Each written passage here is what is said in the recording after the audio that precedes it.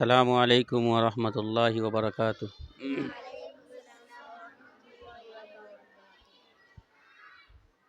ماشاءاللہ ابھی بچوں کے اندر تعلیمی بیداری کو اجاگر کرنے کے لیے آپس میں ریسنگ کا مقابلہ کروایا جا رہا ہے، یعنی عبادت خوانی کم سانسوں میں کون بچے زیادہ پڑھ لیتے ہیں اس کا مسابقہ اور آپس میں مقابلہ کروایا جا رہا ہے۔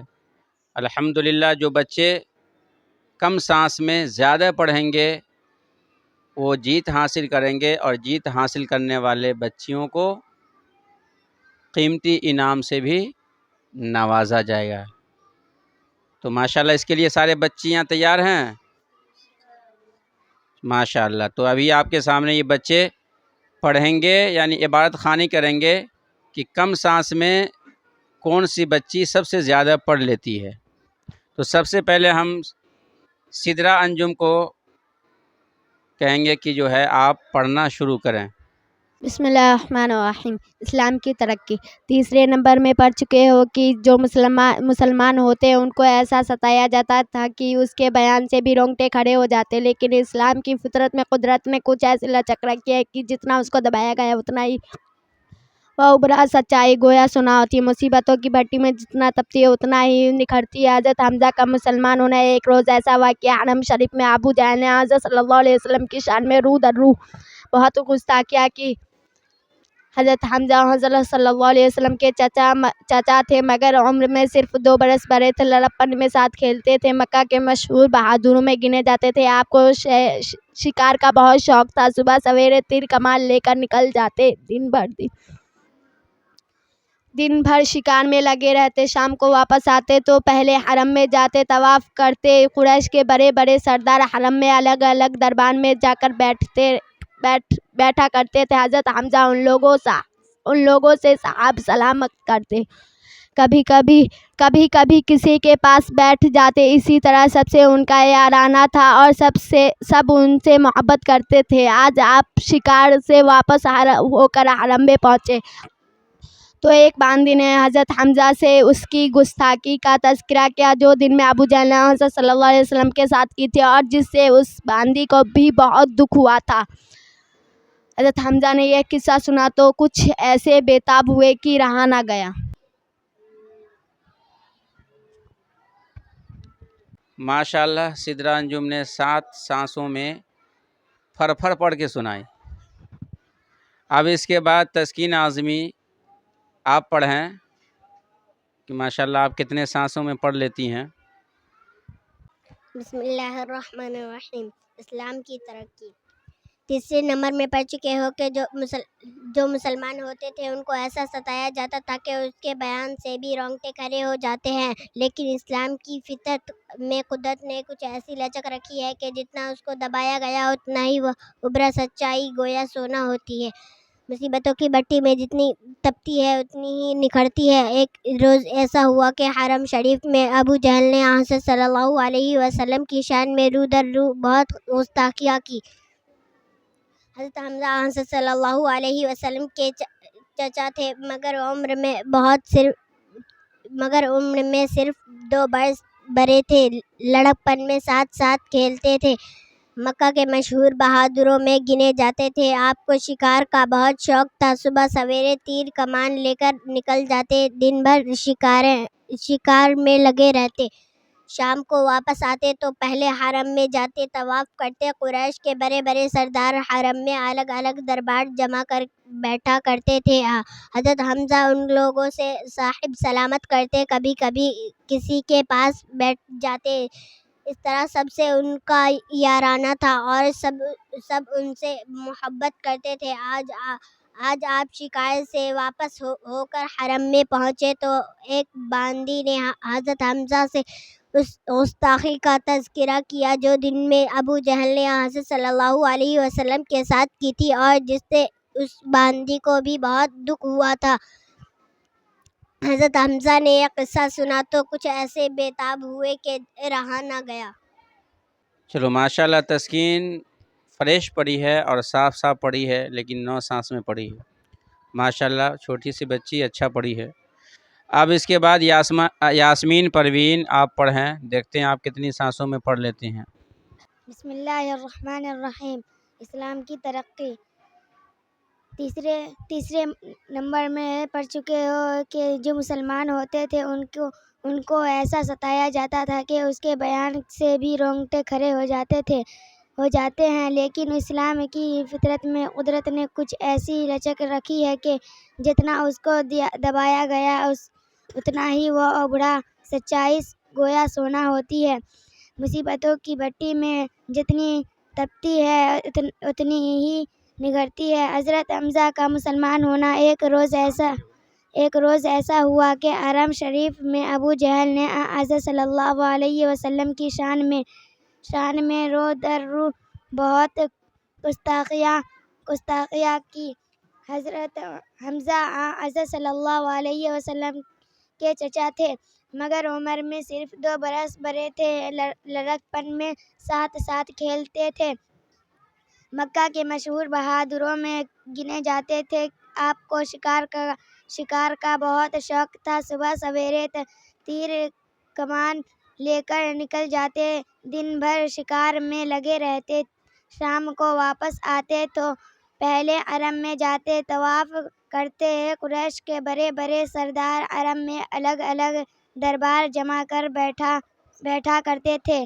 حضرت حمزہ ان لوگوں سے صاحب سلامت کرتے، کبھی کبھی کسی کے پاس بیٹھ جاتے۔ اس طرح سب سے ان کا یارانہ تھا اور سب ان سے محبت کرتے تھے۔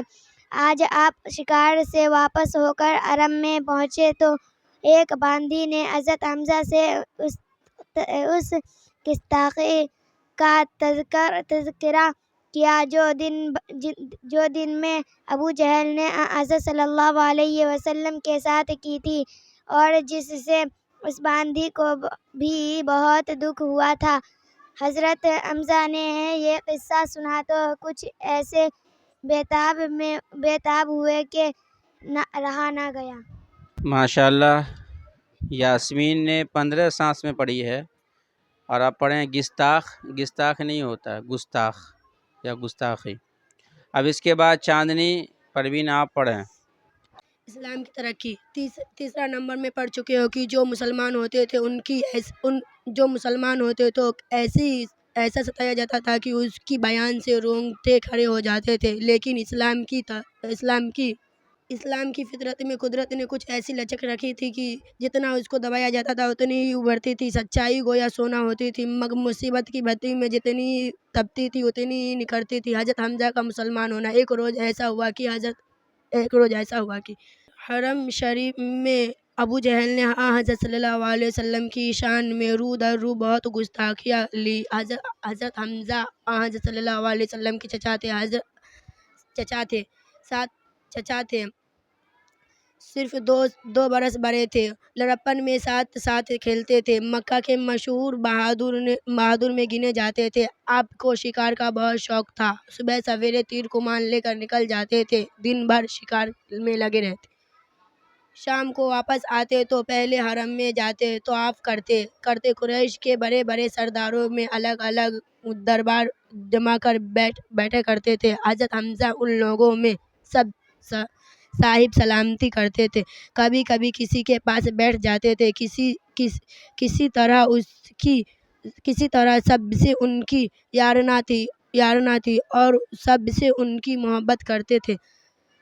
آج آپ شکار سے واپس ہوئے تو حرم میں پہنچے تو ایک باندی نے حضرت حمزہ رضی اللہ تعالیٰ عنہ کو گستاخی کا تذکرہ کیا جو دن میں ابو جہل نے حضرت صلی اللہ علیہ وسلم کے ساتھ کی تھی، اور جس نے اس باندی کو بھی بہت دکھ ہوا تھا۔ حضرت حمزہ نے یہ قصہ سنا تو کچھ ایسے بےتاب ہو گئے کہ رہ نہ گیا۔ ماشاءاللہ، آپ نے 7 سانس میں پڑھی ہے، لیکن کئی لفظی غلطیاں ہوئی ہیں۔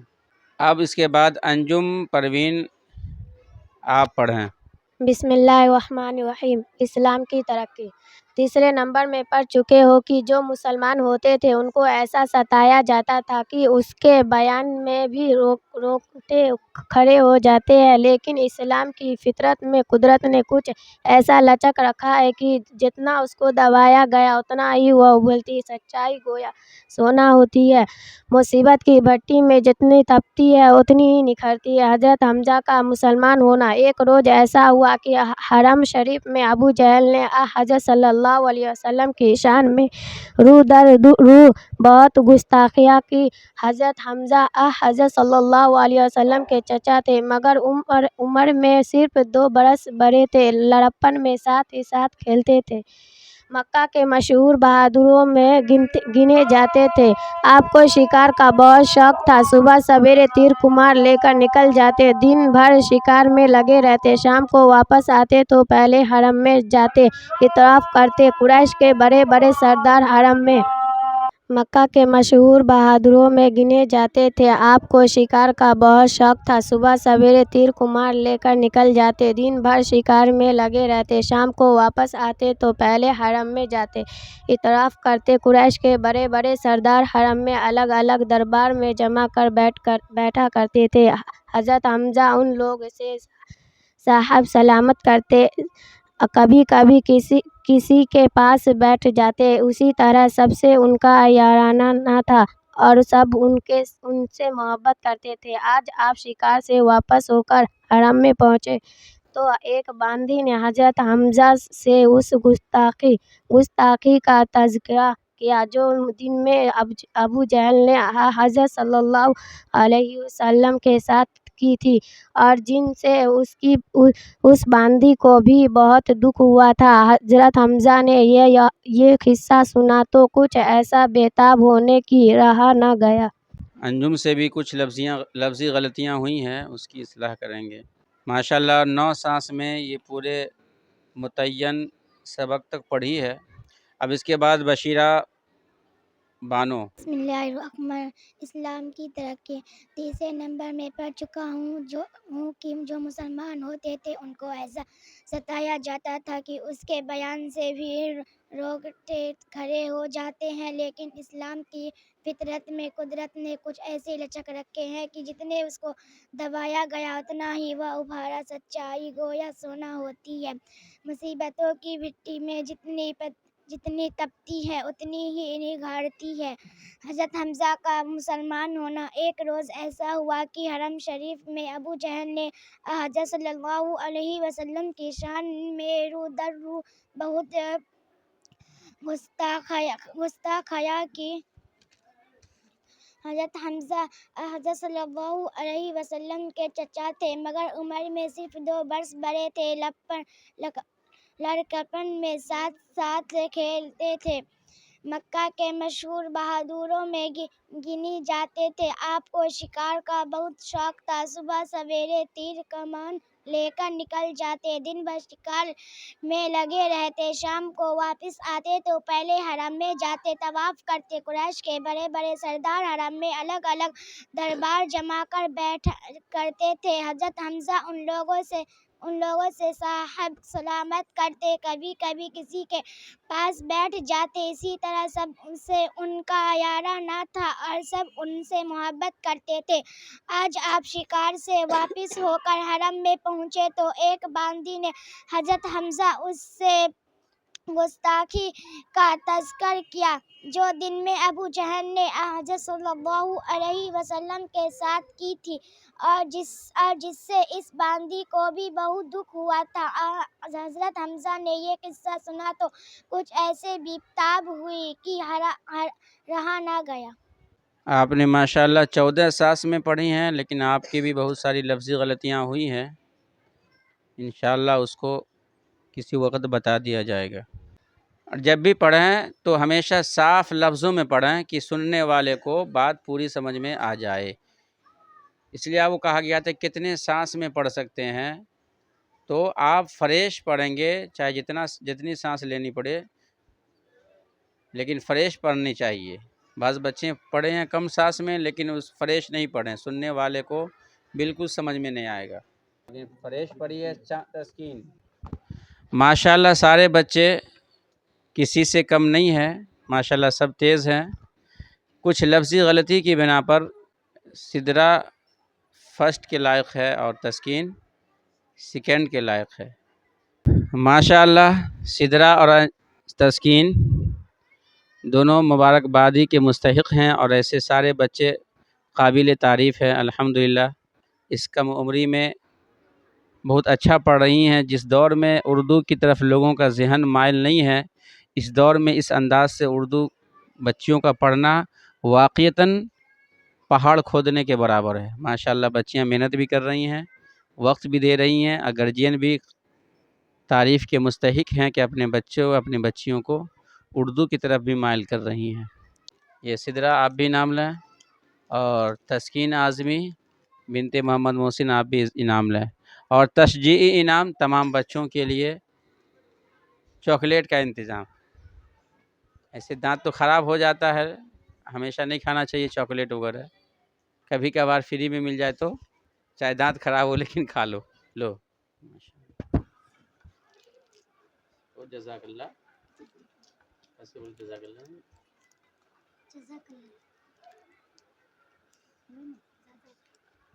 بولتے کولی تک بھی آواز نہیں جاتی ہے، کس کے بولو نا جزاک اللہ۔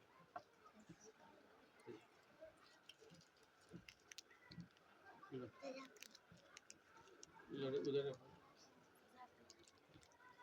اس کو نہیں ملے گا۔ سلمہ کو کلمہ کہاں تھا؟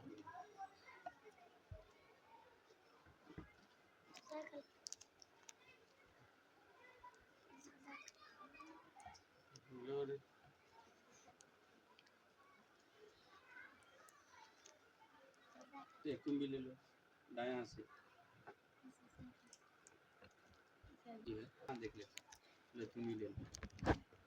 ماشاءاللہ آپ لوگ پڑھنے میں دھیان دیں، محنت کرتے رہیں انشاءاللہ۔ یہ کمپٹیشن یا مسابقہ کا مقصد تھا کہ بچوں کے اندر تعلیمی بیداری، بچوں کے اندر آپس میں ایک دوسرے سے بڑھنے کی کوشش کرنا، یہی اصل مقصد تھا۔